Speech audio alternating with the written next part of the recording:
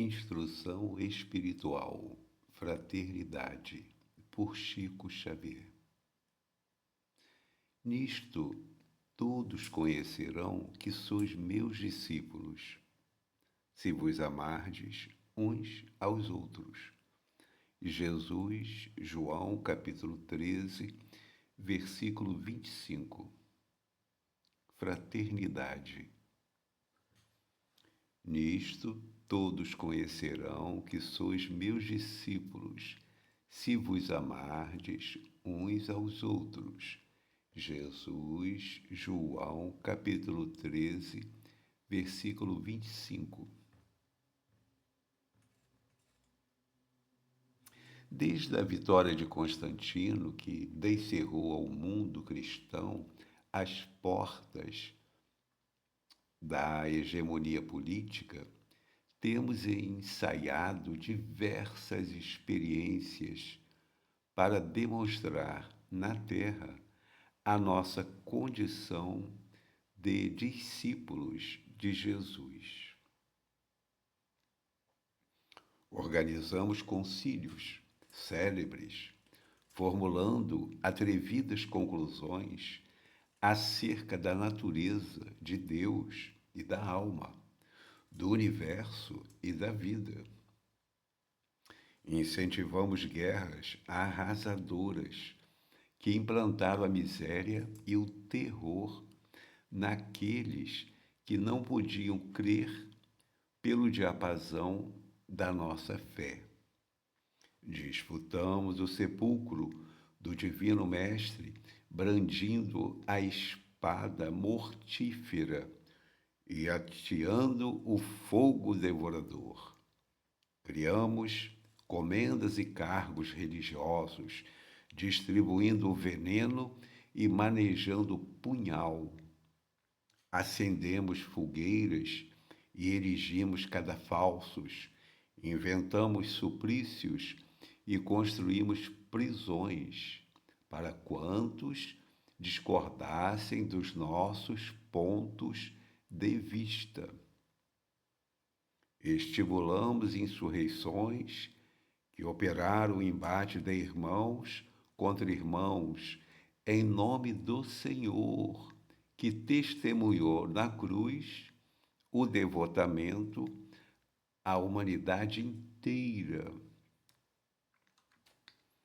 Edificamos palácios e basílicas famosos pela suntuosidade e beleza, pretendendo reverenciar-lhe a memória, esquecidos de que ele, em verdade, não possuía uma pedra onde repousar a cabeça.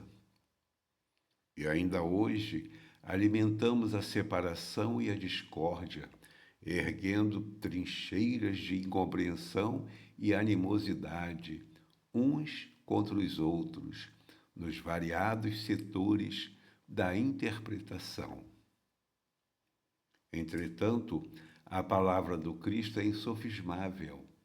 Não nos faremos titulares da Boa Nova simplesmente por atitudes exteriores.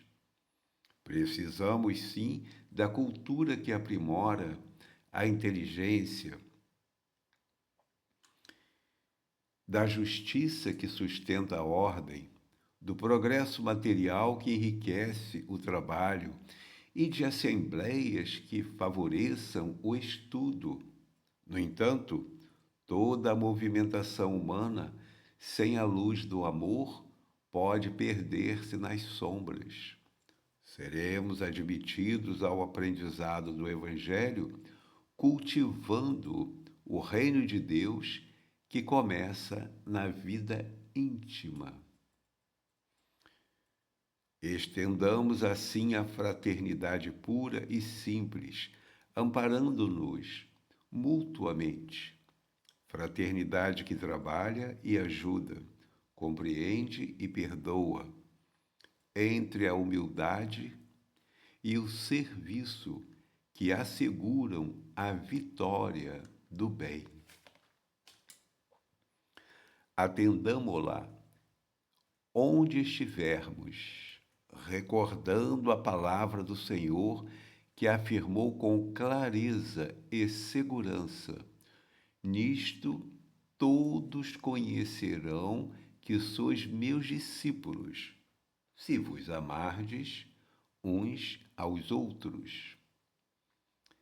Livro Fonte Viva, editora FEB, capítulo 15, Espírito Emmanuel, psicografia de Chico Xavier.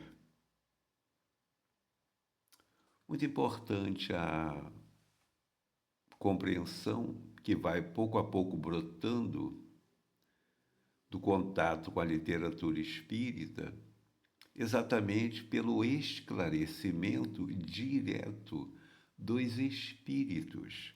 Observemos essa página. Não é um filósofo, não é um escritor consagrado, não é um espírito encarnado, é um espírito que está fora do corpo.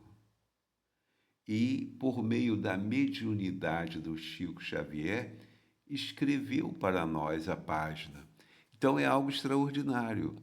Observemos esse livro, Fonte Viva, da editora FEB, Federação Espírita Brasileira, no capítulo 15,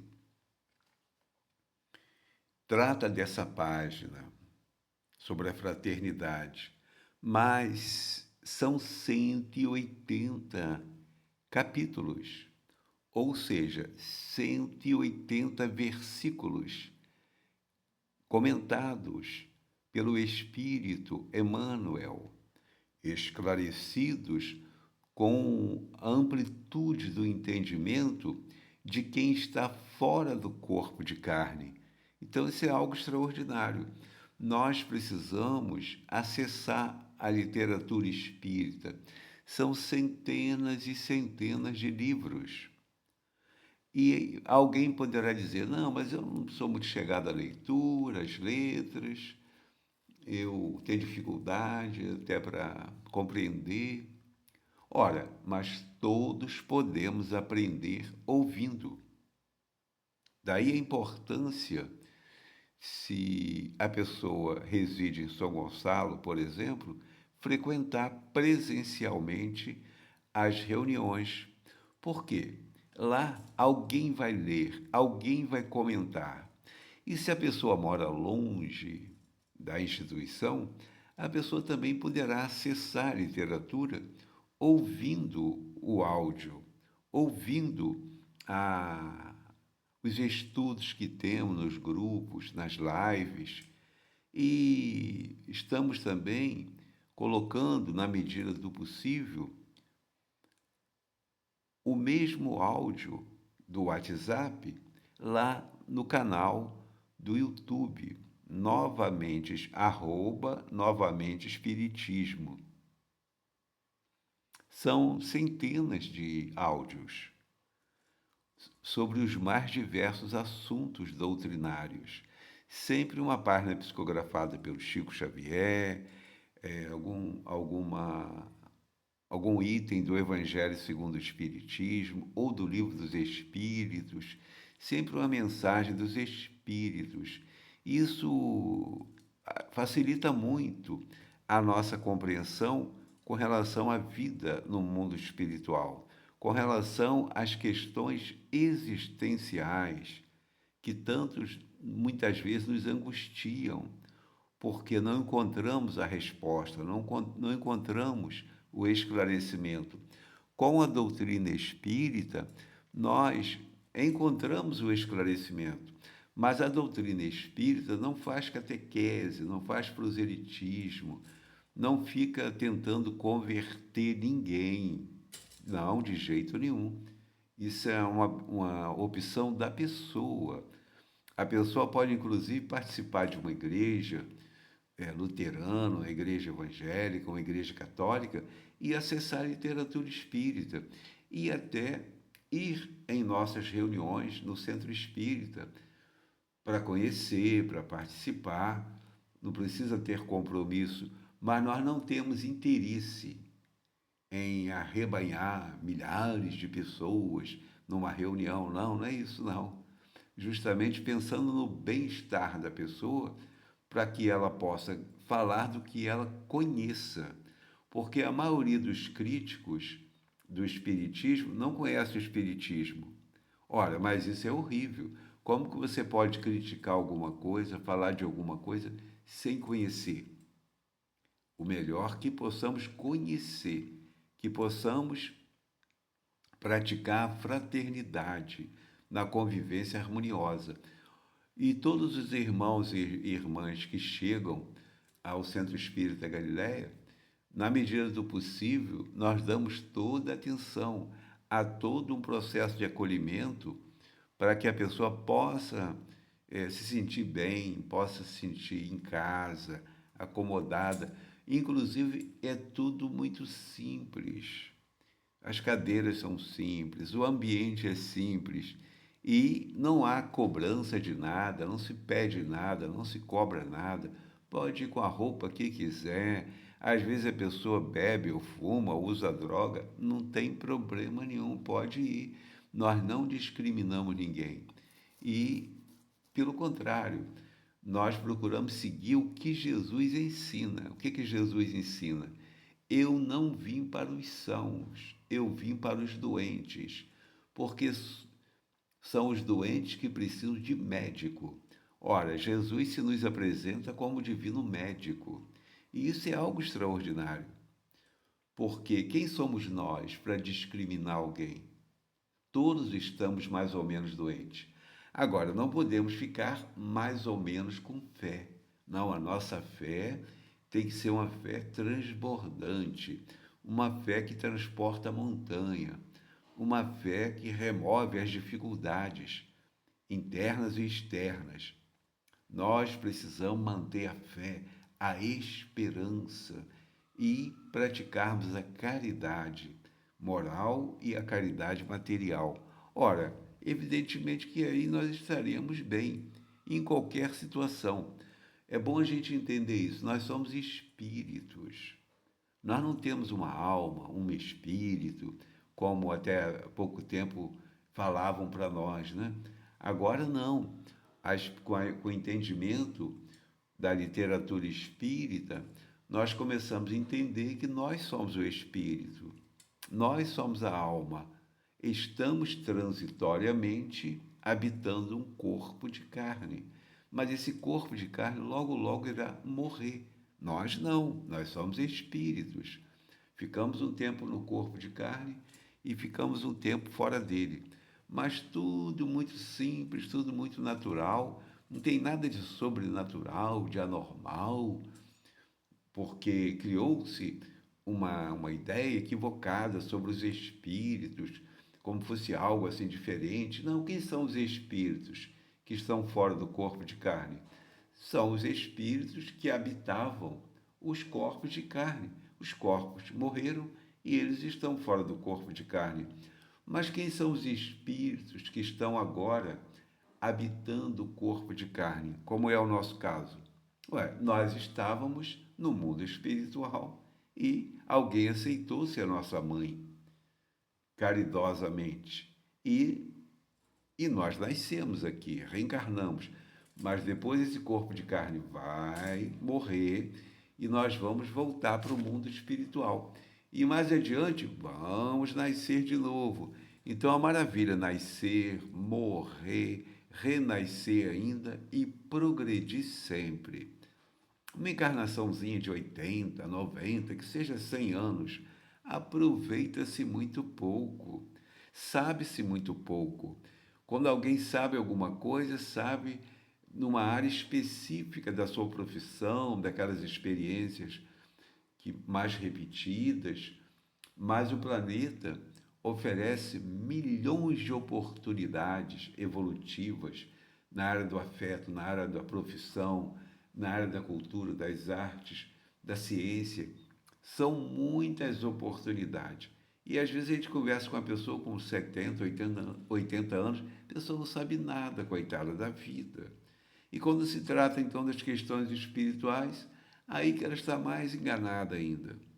Então, muito importante que acessemos a literatura espírita E, como eu disse, não importa se a pessoa é espírita ou não, mas ela receberá o benefício da instrução, não por meio de um homem, mas o benefício da instrução que vem por meio da mediunidade do mundo espiritual. É o mundo espiritual, são os espíritos que trazem para nós essa grande oportunidade da instrução espiritual. Esse assunto fraternidade é algo extraordinário, porque nós, hoje, como cristãos e como espíritos, espíritas e cristãos, nós, nós temos uma condição de, inclusive, reparar nossos erros nas questões históricas, onde nós também perseguimos os cristãos, onde nós também enveredamos por caminhos tortuosos. E agora sabemos que essa encarnação nós poderemos consertar muita coisa errada, poderemos dar um jeito na nossa maneira de pensar, no nosso mundo íntimo.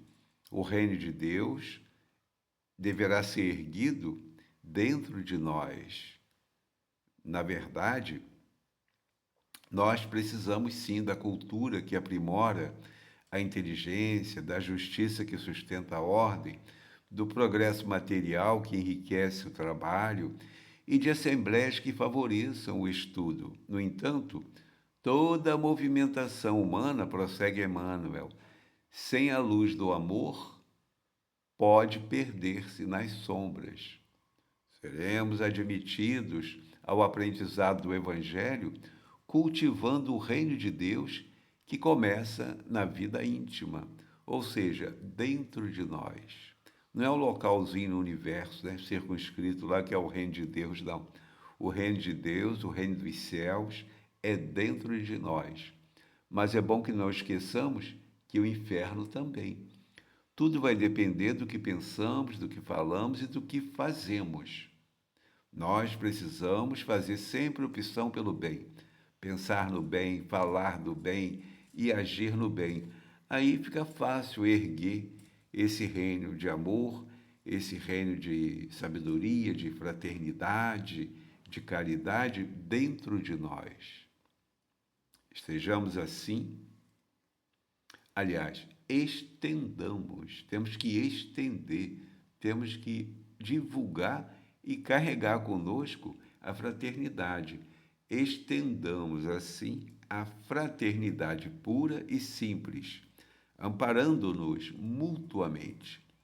Fraternidade que trabalha e ajuda, compreende e perdoa, entre a humildade e o serviço, que asseguram a vitória do bem.